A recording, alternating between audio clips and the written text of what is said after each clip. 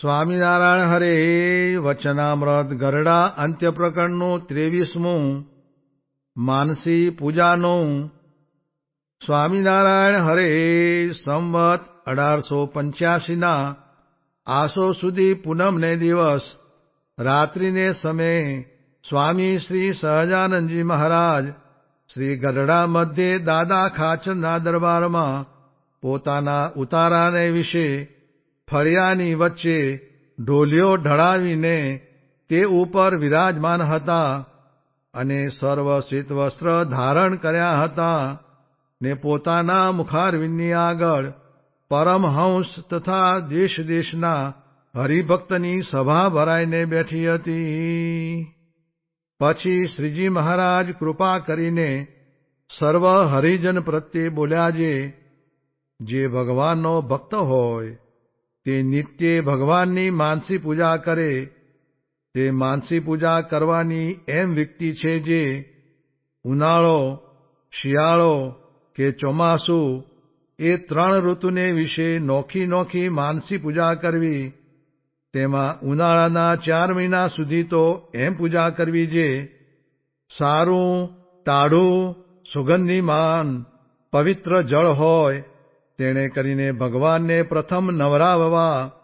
તે પછી ધોયેલો ધોળો ખેસ સુંદર ઝીણો ને ઘાટો હોય તે પહેરવા આપવો ને પછી સુંદર આસન ઉપર વિરાજમાન એવા જે ભગવાન તેના અંગ અંગ વિશે સુંદર મળિયાગળ ચંદન ઘસીને વાટકામાં ઉતારી રાખ્યું હોય તે ચર્ચવું.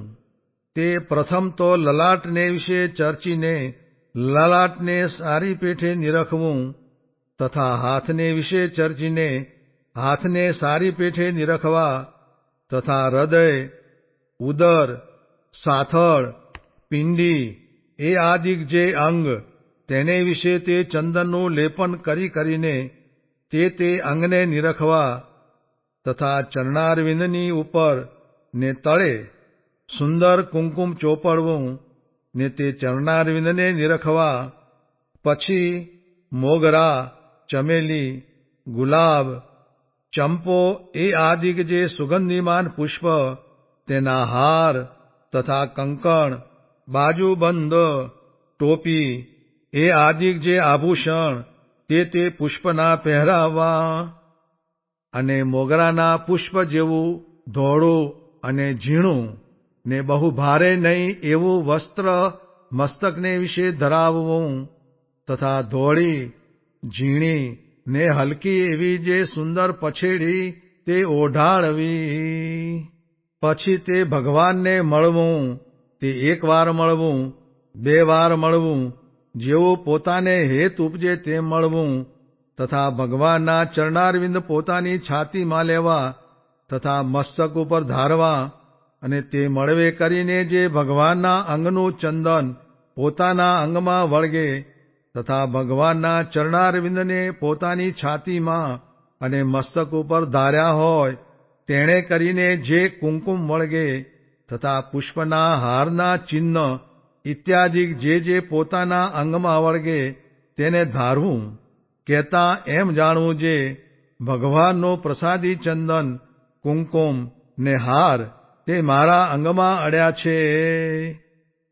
અને શિયાળાના 4 મહિના સુધી તો એમ પૂજા કરવી જે પ્રથમ તો ભગવાનને ઊને જળે કરીને નવરાવવા ને પછી ધોળો ખેસ પહેરવા આપવો ને પછી ઢોલિયા ઉપર મખમલનું ગાદલું પાથરીને તે ઉપર ધોળો ઓછાળીને તે ઉપર ભગવાનને વિરાજમાન કરવા ને પછી સુરવાળ પહેરાવવો તથા ડગલી પહેરાવવી તથા સોનેરી તારવાળો ભારે કસુંબી રેટો મસ્તકે બંધાવવો તથા કેડે ભારે રેટો બંધાવવો તથા ખભે ભારે રેટો ધરાવવો તથા હીરા, મોતી, સુવર્ણ, લાલના જે ભાતના ઘરેણાં તે અંગને વિશે ધરાવવા તથા મોતીની માળા પહેરાવી અને વસ્ત્ર પહેરાવીને તથા આભૂષણ પહેરાવીને ભગવાનના જે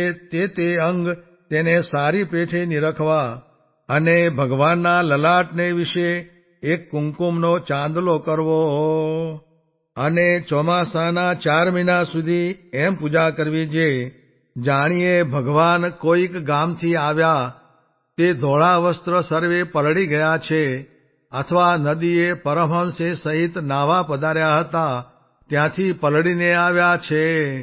પછી તે પલળેલા જે વસ્ત્ર તેને ઉતરાવીને સર્વ કસુંબલ વસ્ત્ર પહેરવા આપવા અને લલાટને વિશે પીળું જે કેસર ચંદન તેનું લેપન કરવું. અને ઉનાળો હોય ત્યારે ચોગાન જાયગામાં તથા ફૂલવાડીમાં ભગવાન વિરાજમાન છે એવી રીતે ભગવાનને ધારવા. અને શિયાળો ને ચોમાસું હોય ત્યારે કોઈક સારી મેડીને ઉપર ભગવાન વિરાજમાન છે, અથવા ઘરને માયલી કોરે વિરાજમાન છે એવી રીતે ભગવાનને ધારવા. અને ભગવાનને જમવા કઈ વસ્તુ આપવી, તો જે ભક્ષ્ય, ભોજ્ય, લેહ્ય, ચોષ્ય પોતાના મનમાં ખાવાને ગમતા હોય તેવા ભગવાનને અર્થે ચિંતવવા. અને તેવા ભગવાનને ન ભાવતા હોય તો પણ પોતાને ગમતા જ ભોજન ભગવાનને અર્થે ચિંતવવા. અને બીજા જે ધૂપ, દીપ, આરતી એ આદિક ઉપચાર તે યથાયોગ્ય ભગવાનને અર્પણ કરવા. એવી રીતે 3 ઋતુમાં ભિન્ન ભિન્ન પૂજા કરે તો તે ભક્તને ભગવાનને વિશે હેતની વૃદ્ધિ થાય છે ને તેના જીવને બહુ સમાસ થાય છે. માટે જેણે આ વાત સાંભળી છે તે રાખજો ને નિત્ય આવી રીતે ભગવાનની માનસી પૂજા કરજો. ને આવી વાત અમે કોઈ દિવસ કરી નથી.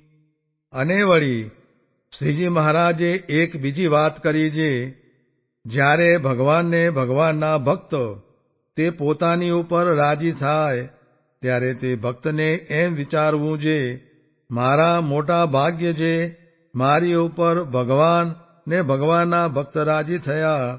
અને શિક્ષાને અર્થે ભગવાન ને ભગવાનના ભક્ત પોતાને વઢે ત્યારે પણ એમ વિચારવું જે મારા મોટા ભાગ્ય જે મને ભગવાન ને ભગવાનના ભક્ત વઢ્યા, જેણે કરીને મારામાં અવગુણ હશે તે જશે. એવી રીતે વઢે તો પણ રાજી થવું, પણ વઢે ત્યારે મનમાં શોક ન કરવો ને કચવાવું નહીં, ને પોતાના જીવને અતિ પાપી ન માનવો, રાજી રહેવું. આ વાત પણ રાખ્યા જેવી છે. ઇતિ વચનામૃતમ. એ રીતે ગરડા અંત્ય પ્રકરણનું 23મું વચનામૃત જે તે થયું.